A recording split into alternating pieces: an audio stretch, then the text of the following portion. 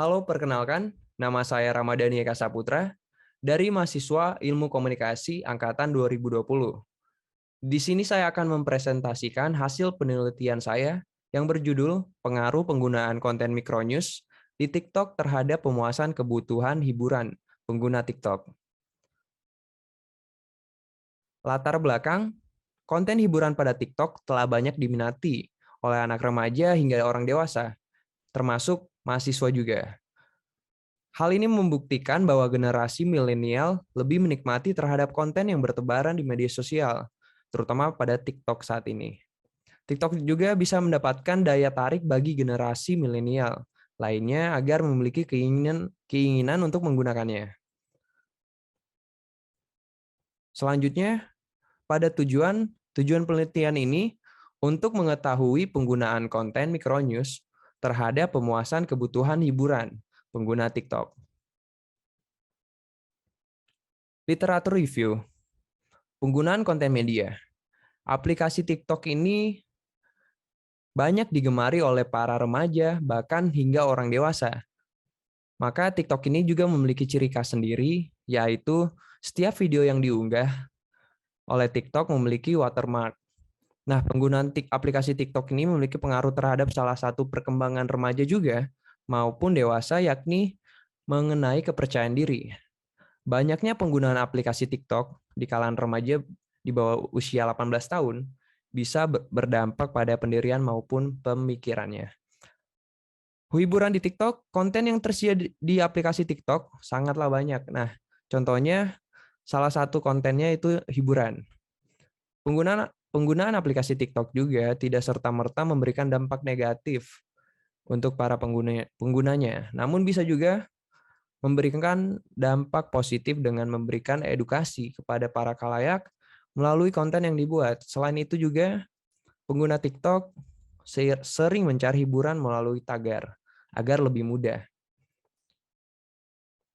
Lanjut untuk hipotesis penelitian, adapun hipotesis yang didapatkan dari penelitian ini yaitu terdapat pengaruh penggunaan konten di TikTok terhadap kepuasan mahasiswa di Jawa Barat.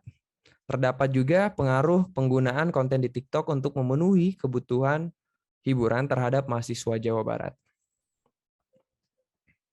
Metode penelitian.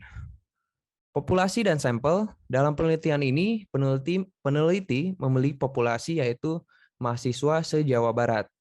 Peneliti juga mengambil 440 mahasiswa se-Jawa Barat untuk dijadikan sampel pada penelitian ini. Alat pengukurannya, teknis perhitungan kuesioner yang digunakan adalah perhitungan skala Likert. Pada penelitian ini, peneliti menggunakan skor poin kuesioner 1 sampai dengan 7. Teknik pengumpulan data. Pengumpulan data dari penelitian ini melalui kuesioner menggunakan Google Form dan akan disebar kepada responden yang akan mengisi form tersebut. Rencana analisis statistik. Setelah data terkumpul, peneliti akan melakukan analisis data dengan menggunakan teknik analisis statistika inferensial.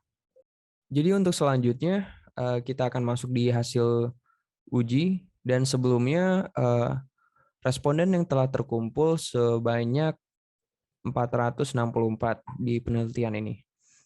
Langsung aja, di bagian korelasi terdapat dari data yang sudah terlihat bahwa variabel X1 sampai X6 terlihat signifikansinya di bawah 0,05. Bisa dilihat di sini. Jadi dari data tersebut variabel X dinyatakan valid.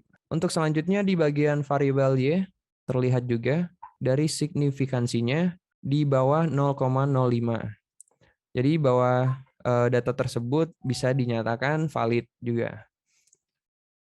Selanjutnya di bagian reliabilitas variabel Y, terlihat dari data tersebut bahwa Cronbench alfanya di atas 0,06 maka bisa dinyatakan valid.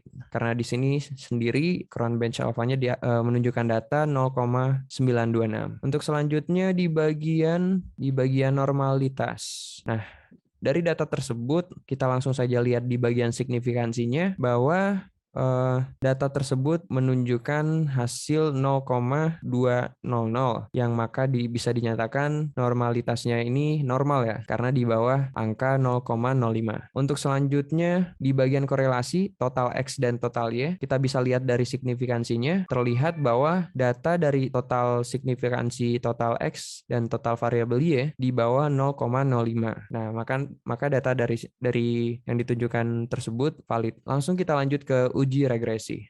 Oke, sekarang masuk ke regresi. Jadi syarat uji regresi, data itu harus valid dan reliable, normal, dan linear.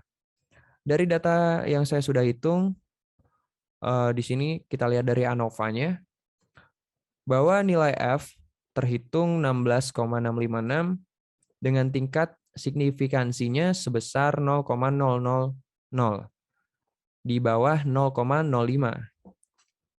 Karena jika nilai signifikansinya di bawah 0,005, artinya variabel X berpengaruh terhadap variabel Y. Dan sebaliknya juga, jika nilai signifikansinya di atas 0,05, artinya variabel X tidak berpengaruh terhadap variabel Y. Untuk selanjutnya, maka model regresi dapat dipakai untuk memprediksi variabel konten Micronews, atau dengan kata lain, ada pengaruh variabel konten Micronews, yaitu variabel X, terhadap variabel konten hiburan, variabel Y. Lanjut, bisa kita lihat juga dari model summary-nya. Tabel tersebut menjelaskan besarnya nilai korelasi atau hubungan yang bisa dilihat di sini, datanya 0,528, dan dari output tersebut diperoleh koefisien determinasi, yaitu R² sebesar 0,279, yang mengandung pengertian bahwa pengaruh variabel bebas, yaitu konten Micronews, terhadap variabel terikat konten hiburan adalah sebesar 27,9%. Kenapa?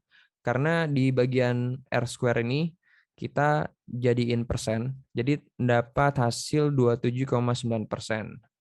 Sekian dari saya, terima kasih dan sampai jumpa.